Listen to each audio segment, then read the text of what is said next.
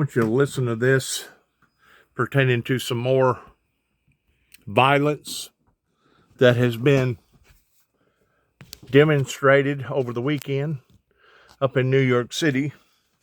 Right now, they're just touching off on some old issues up in Louisville, Kentucky, a city that I lived in temporarily and worked in. Worked for Sins and Sons up there. Herman Sims was his name. Had an excellent business, him and his brother, pertaining to what his father had started.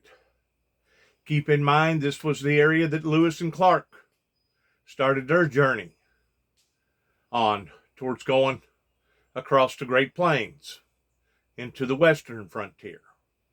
So if you don't mind, please listen to a little bit of this. Thank you.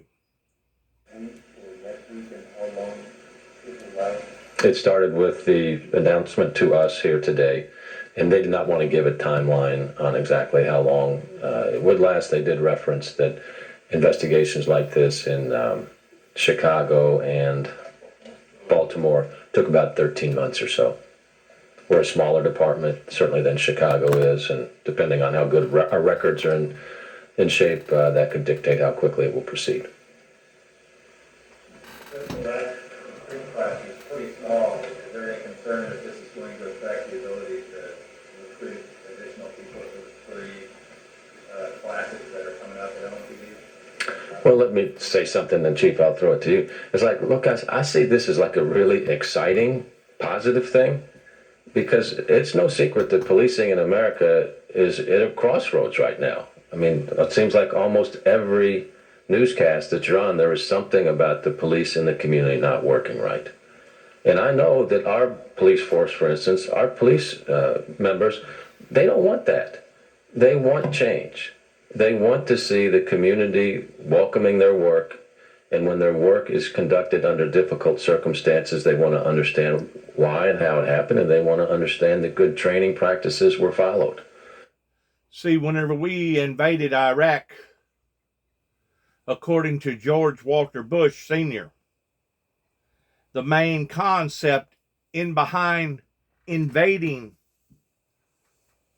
that area was to bring stability and to rid the axis of evil. Now, to me, ridding the axis of evil is anything pertaining to violating the Ten Commandments and violating the holy, righteous God. That's in my analogy. The funny thing about it is, we spent over $6 trillion on a war that we probably never should have got engaged in, because the fact of the matter is Saddam Hussein did not have mass destruction bombs pertaining to nuclear.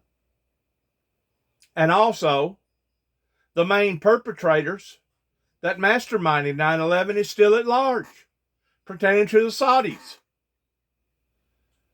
And third, and most importantly, even the Bible says to get the mote out of your own eye before you worry about getting the beam out of your brother's eye.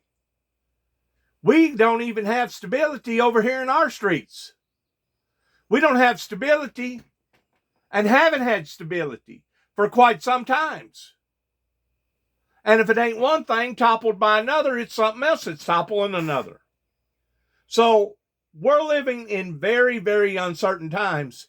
And the bottom line is this: everything that they have done since 1988 has come back and backfired on them. And it began right here in Northwest Tennessee, in a little old place called Hop-In, a little old place called Weakley County and Obion County. That's the root cause, going back to its original origin into 1983. And that's the part that I continue to keep telling people about. And obviously it must just be going through one ear and out the other. So be it. As I watch the news escalate again and again and again and again, instead of us going forward towards a peace and a utopia. We're actually going just the opposite direction. And I'm really surprised that somebody hadn't already declared civil war over here in the United States, because that's basically what we're up against right now, is a form or a type of civil war. And as it aggresses and as it gets worse, you're going to see more and more bloodshed.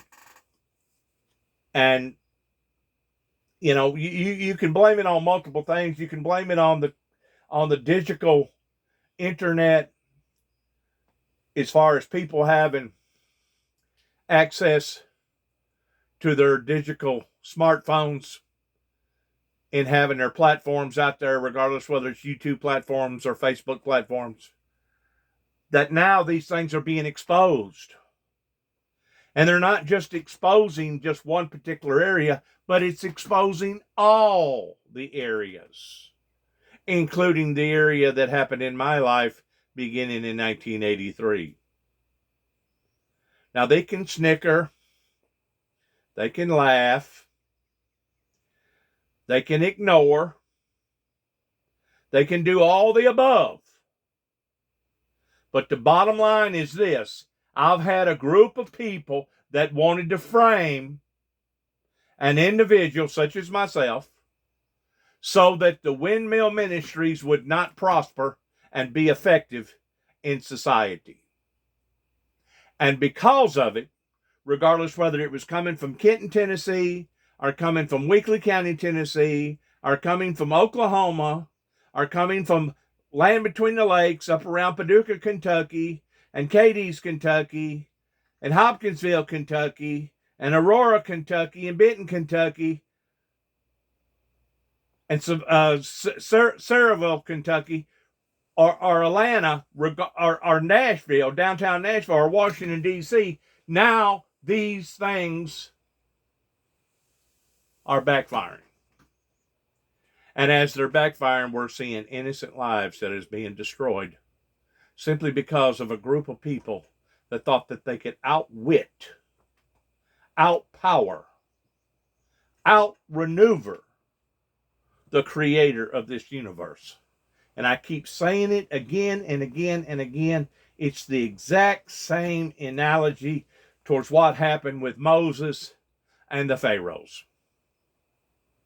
The Pharaohs thought that they could whip old Moses, and they could whip old Moses as God. But after it was all said and done with, Moses as God showed them who was in fact the King of all kings and the Lord of all lords. Moses being a representative for God. Moses being a voice for God, or a messenger for God, a subservient for God. As we get further into this, people will see of the things that I have predicted of going to occur is going to take place because of this resistance movement that began 30 plus some odd years ago. And you wonder, how come I used reverse psychology? Wonder no more. When you have this much dirt, this much corruption, this much resistance, there was no other way for me to fight this battle other than to lay it at the foot of the cross and say, God, there it is. You fight it for me. And I know that you will win victoriously. Because in every battle that I have seen and read about, and some that I haven't seen and read about, in every battle, God comes out on top every time. And Lucifer should have figured that out before he ever challenged the kingdom pertaining to corrupting the Garden of Eden by thinking that he deserved to take power and domain over the holy kingdom, the holy heavenly kingdom up above. Because of his derangement, because of his evil intent. Just like the scripture says, he was a liar from the beginning and he was a murderer from the beginning. In other words, he was a bad apple that thought that he could bring the whole entire kingdom down. But instead, he only brought a few of those with him that fell just like lightning from heaven. They will pay their consequences and their penalty too as well. But as we get further into this, you're going to see the things that I have told you is in fact coming true. So folks that are interested in changing the tenor and tone of public safety in our country, which is very important, will be very enthused about joining a police department that has the opportunity to be at the vanguard of that change, just like good police officers will be within LMPD, which we are honored to have many, many of those. Chief, do you want to comment on that? You want to comment on that?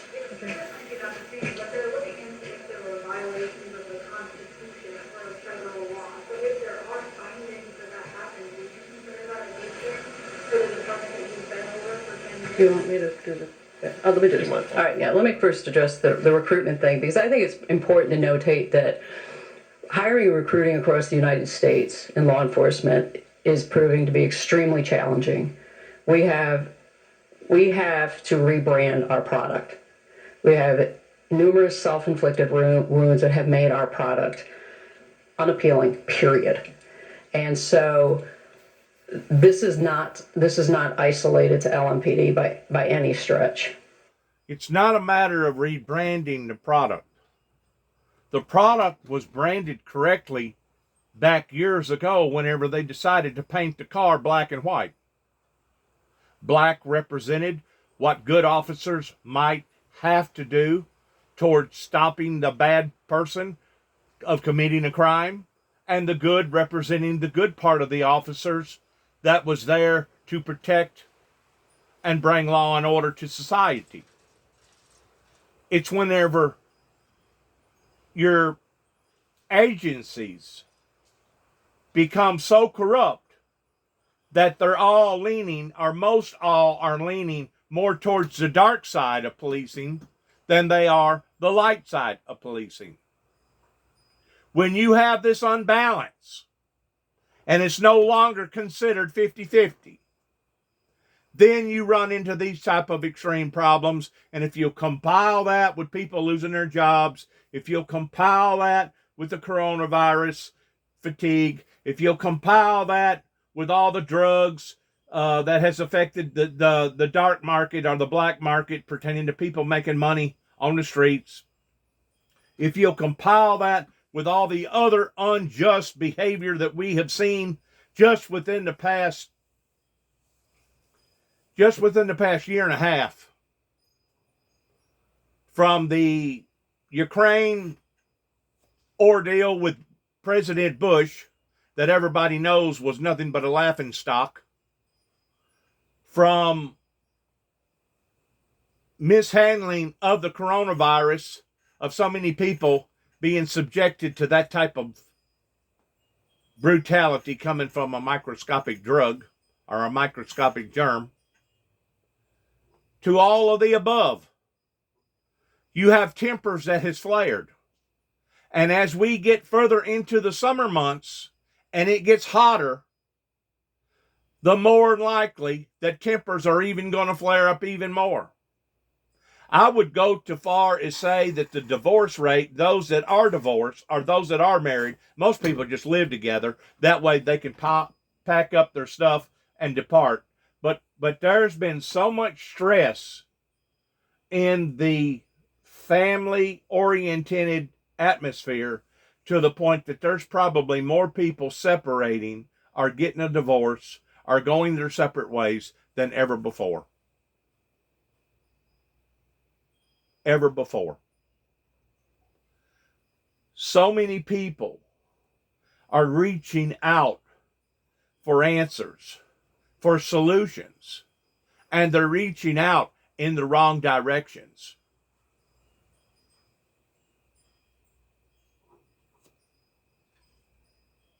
And what I think is my job is to ensure that the department and the people we're hiring understand this actually empowers me, because what I will be pushing for is more resources, more training, right? And more tools other than lethal force to help our officers navigate the numerous. I made a gesture of using a dart gun like you use on a tiger or a bear.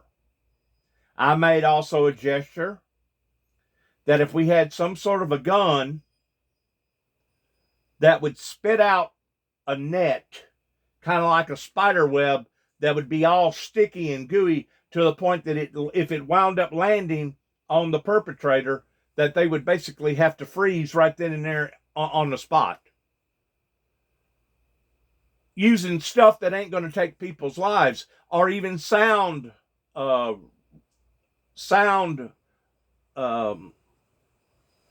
defense towards using high pitches of sound that will basically stop an individual in their tracks to the point that they have to hold their hands over their ears to because they think that their eardrums is gonna pop.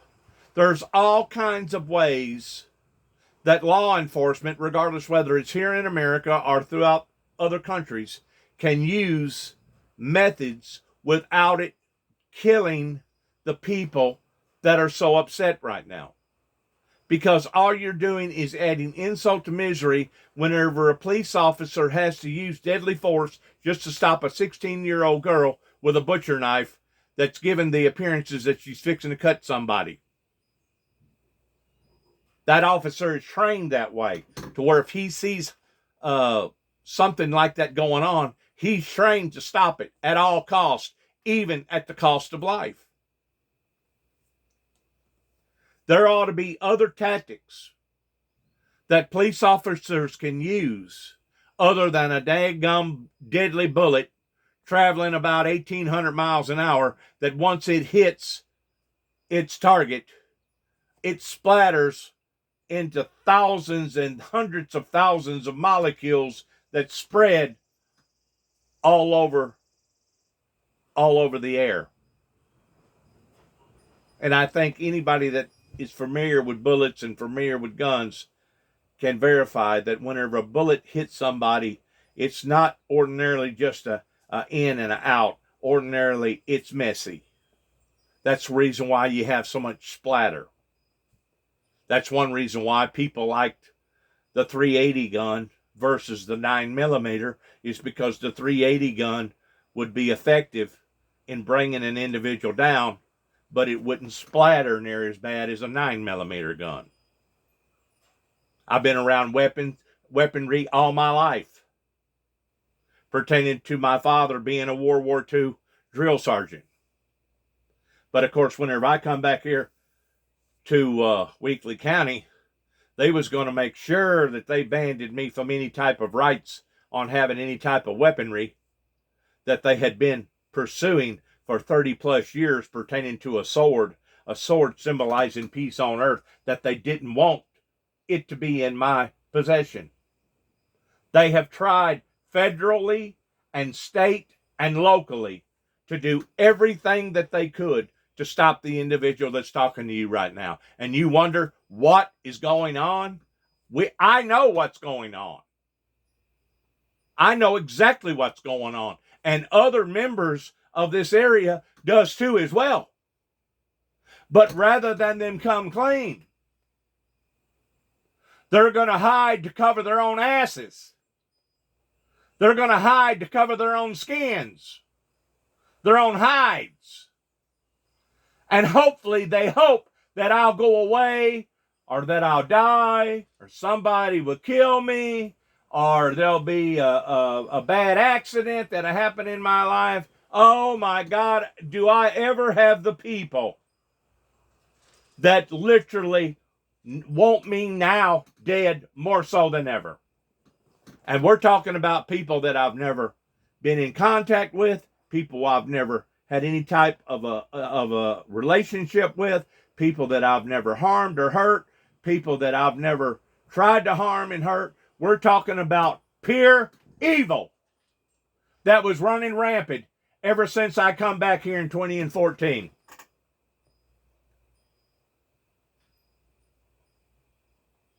Pure evil that the court system up here in Weakley County was a part of. And now, I'm going to repeat it one more time. And now, the roosters come home to roost. Uh-huh. Shame me once. Shame me twice. But I'll be damned if you're going to shame me the third time towards running me off of my own property. And that's exactly what they wanted to do here. They wanted to run Juby as far away from Northwest Tennessee. Even my own attorneys, Benjamin Dempsey, strongly advised me, Jackson, you just need to pack up and leave, son. Don't nobody down there want you. They don't want your presence down there. Even my own professional attorneys was advising me to pack up and leave. The ones that I'd given money to, thousands of dollars to. And I do mean thousands of dollars, because I not only hired the attorney that was supposed to have represented me in a professional, good way in the deal of what happened in Martin, Tennessee in 2005 pertaining to falsifying files, but I had hired that attorney to do other types of work for me in the past towards handling other affairs for me. So yes, I had given that particular attorney thousands of dollars. But yet, no, I was supposed to plead guilty to the charge, and there would be no time served. That way, it covered their asses here in Martin, Tennessee, pertaining to the Martin PD. And to this day, I still have yet to get any type of confirmation from the UTM college after me contacting them 2 or 3 times every year. Every time they got a rodeo, I'm going to call them up. I'm going to aggravate the piss out of them. I'm going to ask them, how come the ban on Juby has not been dismissed? Now, if they got some sort of valid reason, I'll gladly sit and listen to it. But the bottom line is this: they're a bunch of biased SOBs up there, mere bastards, that just because they don't like me, this is their way of punishing me. Well, that's fine. Vengeance is mine, saith the Lord. From the mayor to the governor to whoever else is in charge pertaining to law enforcement, all the way down to the prosecuting attorneys. May hell freeze over before I back up on what God has showed me about these idiots. In other words, I'm not going to back up because hell ain't going to freeze over. I promise you, hell will not freeze over. Everything is on schedule, just as it was planned from the get-go. God knew that he was going to have a rebellious spirit that was going to retaliate or rebel against him. God knew the very thing that we was going to be facing right here in America in 2021 after experiencing a pandemic that, as far as I'm concerned, we ain't seen the bottom of it yet. They got places over in India right now that people are dropping like flies. Whenever people think that they're above God, when people think that they're above the law, this is the complications that you run into. This is the atmosphere that is created from these people and these demons that's working through these people, beginning right here, the core of it right here in Northwest Tennessee.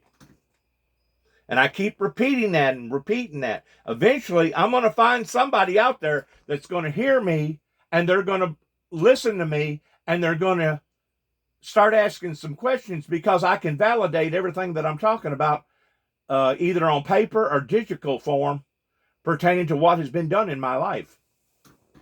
And eventually, there will be a remnant that will rise out of the ashes of all this. I don't know when, but God has showed me that there will be a remnant. Just like there was a remnant that come out of the era of Moses. that rose out of that dilemma that become predominant in society. Let my people go was their motivation. Let my people go. All these attempts towards wanting to shut down the windmill ministries was all in violation of their own constitution. They had no reason of confiscating the first sword. They had no reason for putting a felony on my life out here simply because my brother and I was concerned about 3 little children across the road. So let them continue on the path that they're on. Eventually, there's going to be enough innocent people that's going to be harmed and hurt on account of all this, that's going to realize somebody has jinxed us. Somebody has brought a curse upon to us and jinxed us. Now let's find out who done it and why they done it. Eventually, they're going to get down to the bottom of it. And I pray to God that Tommy Moore and all of his family and Mike Wilson and all of his compadres and the prosecuting attorney, the courts here in Weakley County, as well as the state legislation up in the Capitol up in Nashville, Tennessee, I hope to God that they're all living whenever this occurrence takes place, towards how badly that they will be shamed and mocked in front of the rest of society. And at the very best that I could do is pray that their children or their children's children will be the ones that will actually take the mark 666. That way they'll beg to want to die, and they won't be able to die according to the Bible. That's the best that I can do as of right now, because I hate what that these people have done. And the reason why I hate it is because they didn't do it to me. They done it to who I was representing. They done it once more to the kingdom of God. And they have brought horror. They have brought hell upon to society in the eyes of the innocent now. People that was innocent are suffering on account of this resistance movement that began back in 1983 in Kenton, Tennessee. Situations they encounter day in and day out. And I think for too long we have allowed other parties to dictate how we do our job and how we train and what we invest in. And the reality of it is we need to be driving that. And so to me, I look at this as a huge opportunity to get us on the path forward that is most beneficial for the police department. And it very well could be. But in the meantime, how many innocent lives is going to perish in between now and then? It could very well be a great opportunity to restructure our policing and our tactics here in America and throughout the world. But once more, how many innocent lives are going to have to suffer on account of it? Just like that 16-year-old girl up there in Louisville, Kentucky, or whoever that she was, and all these other innocent lives like George Floyd and all these other people. How many more innocent lives are going to have to die at the hand of at a corrupt government that has brought this upon to the people against their will? And I think that, that's my job, is to make sure people understand that this is not a negative. With what these folks have been dealing with for the last 9 months, I think I would like to believe they've dealt with the hardest part, and that we can get to some level of normalcy in this city so that the community feels good about LMPD. Good luck in that, buddy. Darcy, would you repeat that question? Talk about this as an opportunity and a good thing. It's a federal investigation into if a city agency violated the Constitution or federal law. And so the finding, potentially, is that the police department that you've been over for 10 years is breaking laws.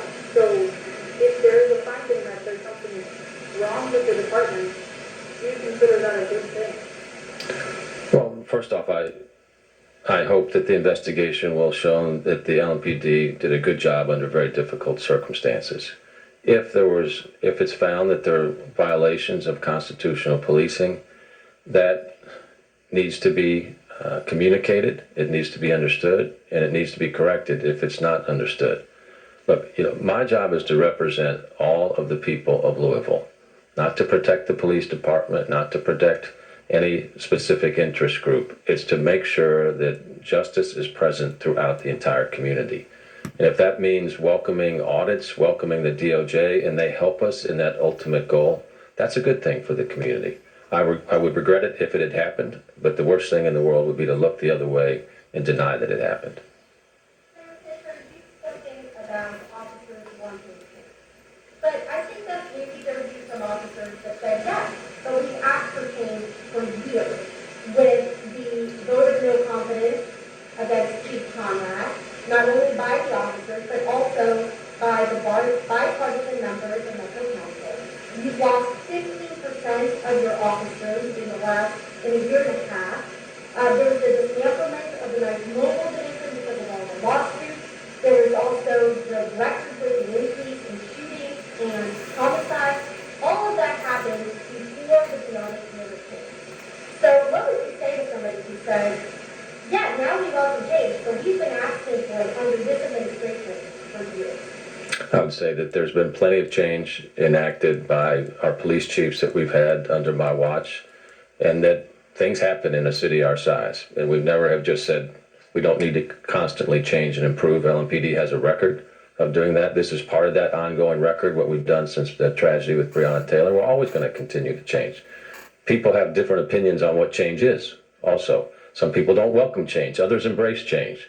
So we've always tried to improve, and we're going to continue to do so. Do you regret not asking Chief Conrad to step down too? That's a simplistic question.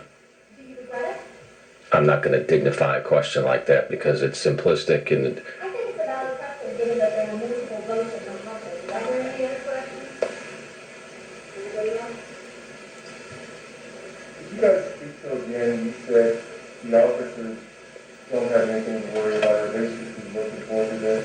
And morale has been an issue for a while with officers in the department. They felt like they haven't been supported. Why is this something that they should look forward to? How is this going to make sense, especially right now? well, to me, and I'll give it to Chief after this, our police officers are smart people. They see what's happening around the country with policing and police reform and questionings about police. They certainly have lived it and experienced it in our community. They're not happy with the type of situation that policing is in locally or nationally, so we have to change. And I would think that they would want to be part of that. Chief? Thank you. I think that the police they've not enjoyed their job, right? And so they understand that whatever we've been doing isn't working. And they want clear line of sight on how can we be successful? How can policing be enjoyable again? What do we have to do to get this right? And I think that in this particular situation, when you have the DOJ coming in and providing pointed feedback, resources, and assistance, it only shores up what we're already working on. We're already working on this, but this is like a force multiplier on steroids coming in. It's not, I really believe that the hardest part for LMPD has been navigated. And they're now in a space where they realize and they see they have to change. They want to be proud of their job, of the work they're doing. They want the community to be proud of them. And so let's get there. And I don't look at this as something that's beating up on them. This is police departments, especially if you're in a city, you're going to have things just often are not going to go well, and sometimes they just go awful. And it's like anything else. Are you going to lay down, or are you going to pick up and say, you know what, I'm going to do what I need to do to come out on top, and that's what we're doing. I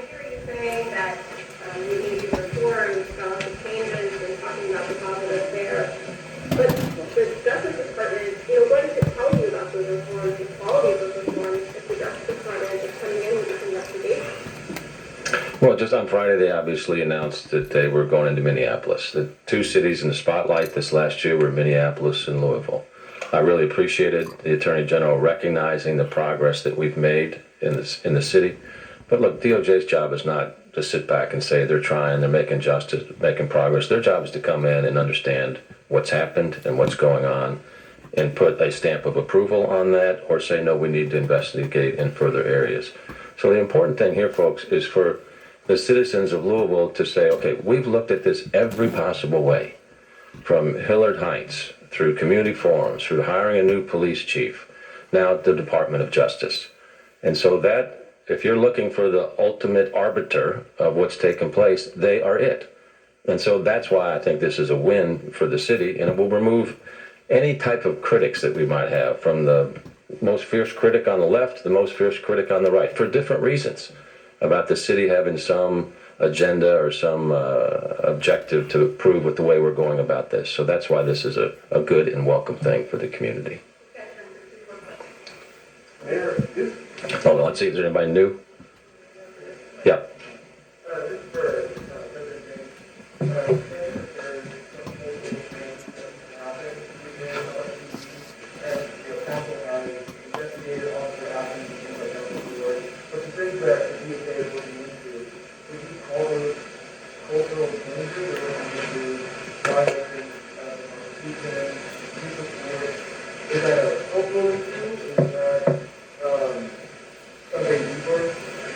Yes, I feel like it's a cultural issue. If you're looking at the use of force and who that force is used against and how it's applied, if you're looking at searches and seizures and who is searched and why they're searched and how that constitutional authority that they have is applied, if you're looking at if there's any disparate impact upon the policies of the police department upon its citizens, those are all cultural issues within the police department, and those are all things that need to be addressed.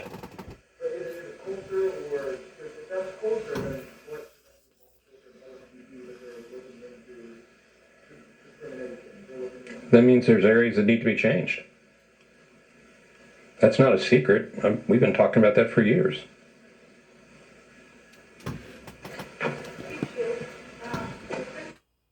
That's just like whenever the law was called out here for the umpteenth time.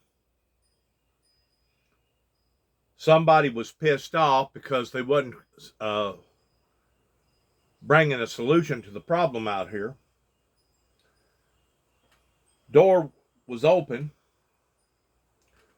I sat here and watched as a police officer went across the road and stayed about 30 minutes having a long discussion with the people that I was having trouble with. All of a sudden, a police officer comes over here, stands at my door, tells me to come outside. If I would have known what he was up to without a proper warrant, I never would have walked out of my house. But because I walked out of my house, now I'm in the view of the public. Now the officer doesn't have to have a warrant to arrest me based upon what that they had just got through jimmying up across the road pertaining to bad policing.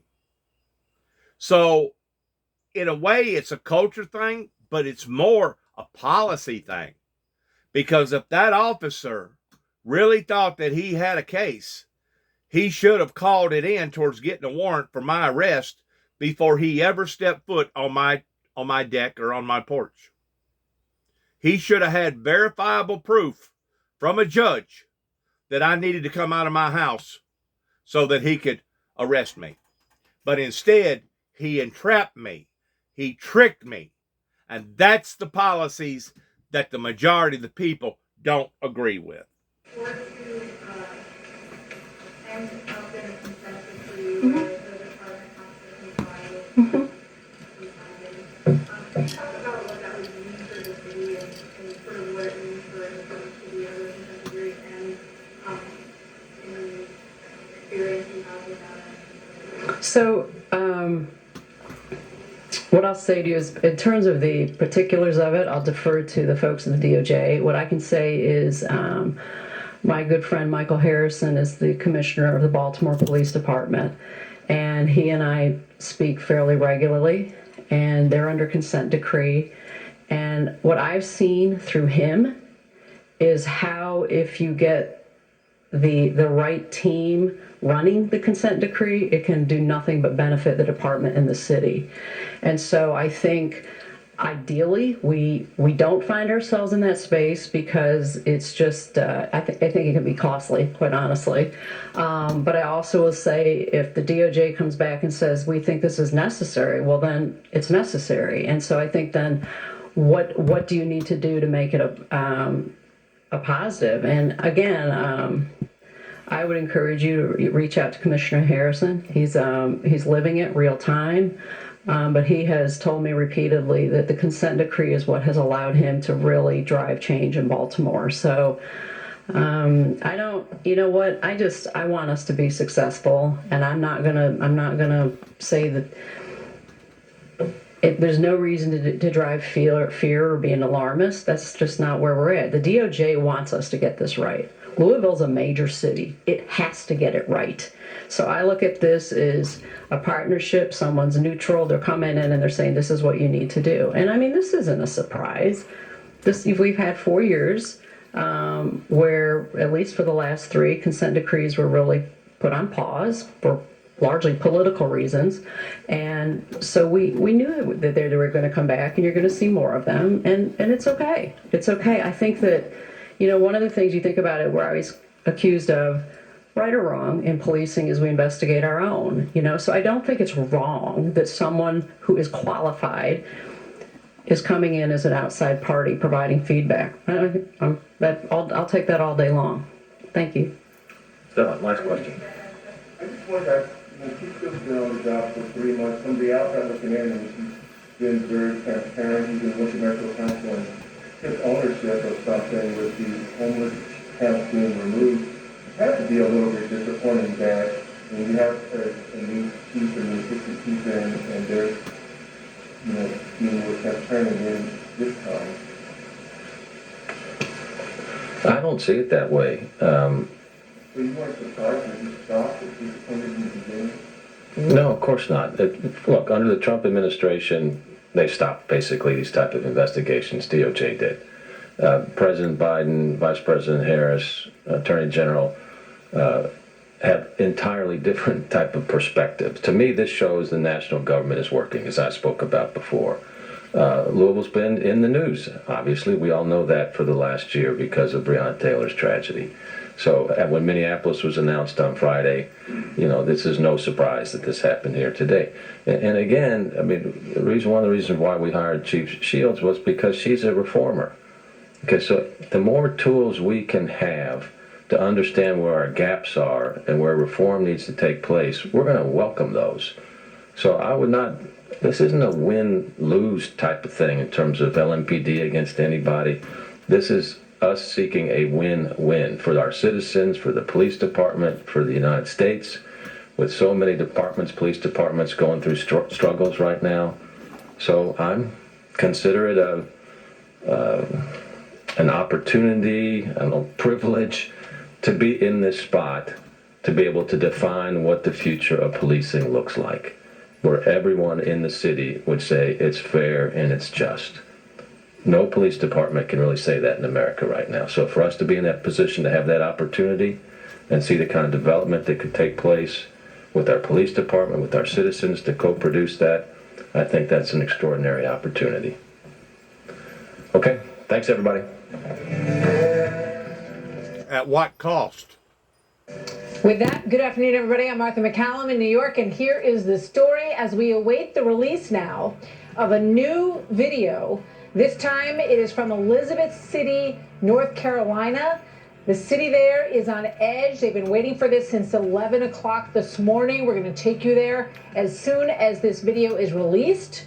That, as the president gets ready for a very big address to Congress, his first, and he'll speak to the nation, of course, as well on Wednesday night this week. So here's a big question. How much attention will he give to this issue of the scrutiny of police, and how, if at all, will he address another huge story across this country, which is the frightening rise in crime that we are seeing in our cities as many police officers take an early exit from the beat. Watch this. A New York City officer dragged by the car of a gang member who was out on bail during what was an attempted traffic stop. Watch this.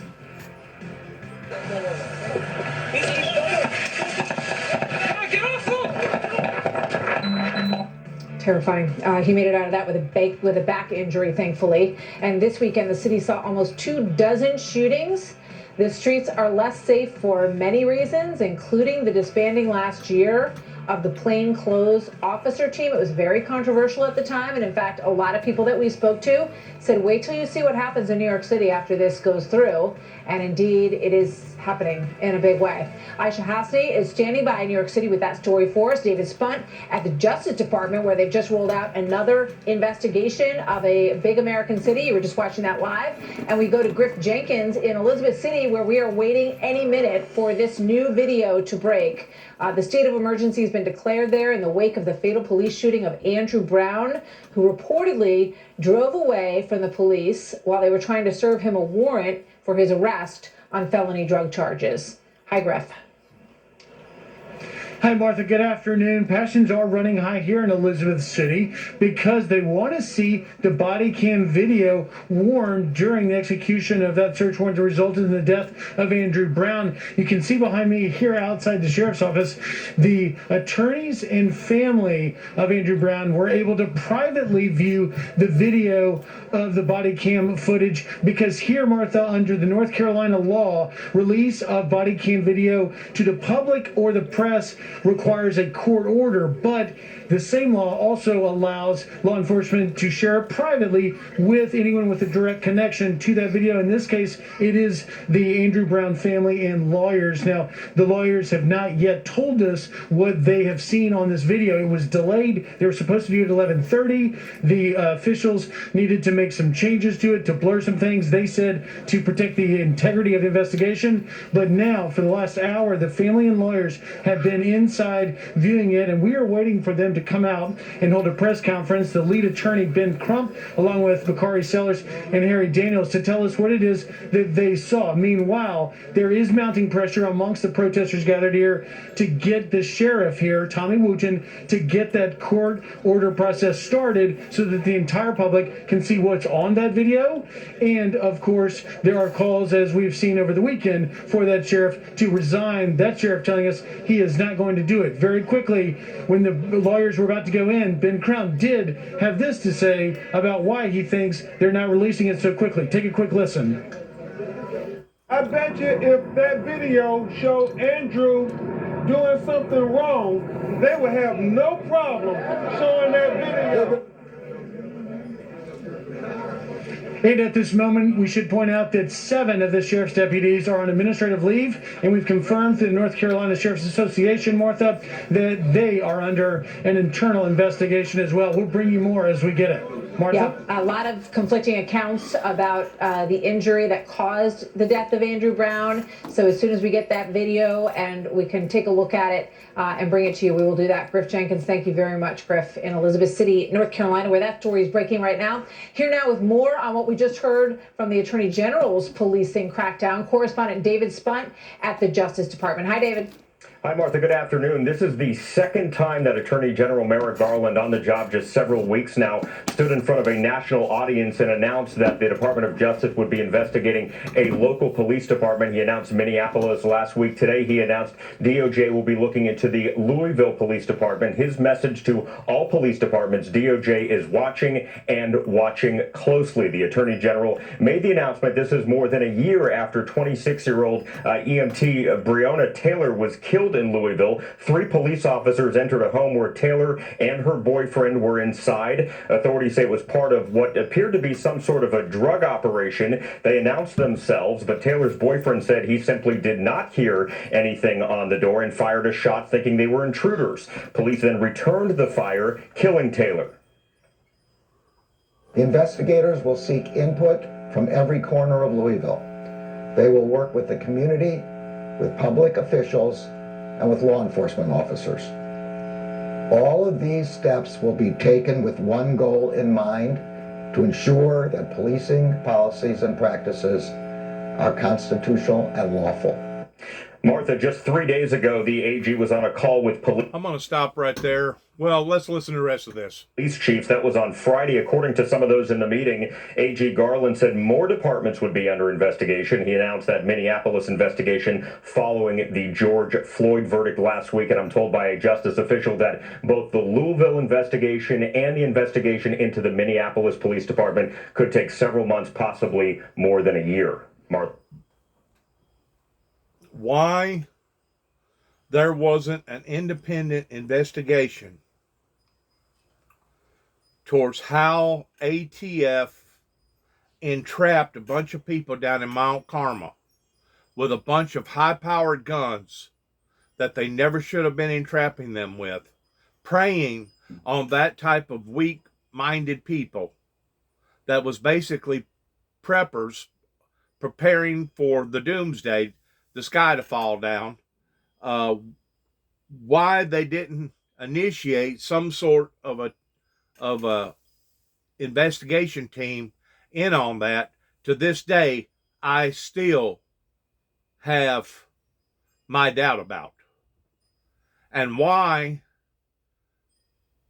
2 years to the date of the 51-day siege, the authorities lied to the citizens in Oklahoma City, Oklahoma, about the Ryder truck and the 3,000 pounds of ammonium nitrate. That was no way that could have done that type of damage in that area.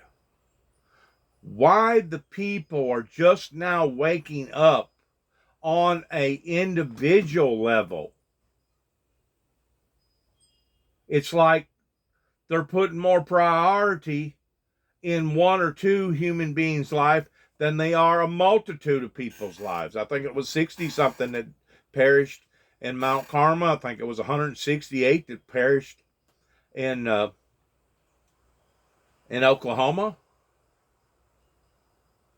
There has to be some sort of rhyme and reason, simply because of people becoming alert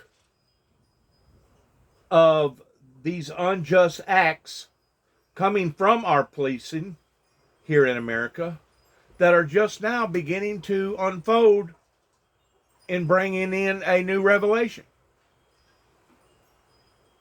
Even 9/11 was not investigated properly, as far as I'm concerned, towards sweeping it under the rug, knowing darn good and well that it was masterminded over in Saudi Arabia, to the point that the Saudi Arabians to this day still has not suffered any major consequences on account of that. They used bin Laden as a ploy, as an scapegoat. They cut up a journalist, basically in broad daylight, killed him and slain him and quartered him, and took him out in little bags. Why this has just now beginning to, I guess it's like a day late and a dollar short. I'm glad that it's finally coming out. But, you know, somebody like me that keeps telling people about the problems, and I'm still looked upon as being the problem, just brings that much more hardship into not only my life, but my whole family's lives, my friends' lives, my loved ones' lives. And the whole time I was standing up for true justice. The whole time my brother and I was concerned about 3 little children across the street. I've never seen the law flip so badly like it has recently, engaging in this type of Kristoffo type tactics that only Hitler and Hitler's bunch was a part of back in the 30s and the 40s, before and during World War II. Good luck to all of us as we end our program every day, or most every day, towards telling everybody good luck. Good luck to all of us. And shalom, and God bless you, and God bless America.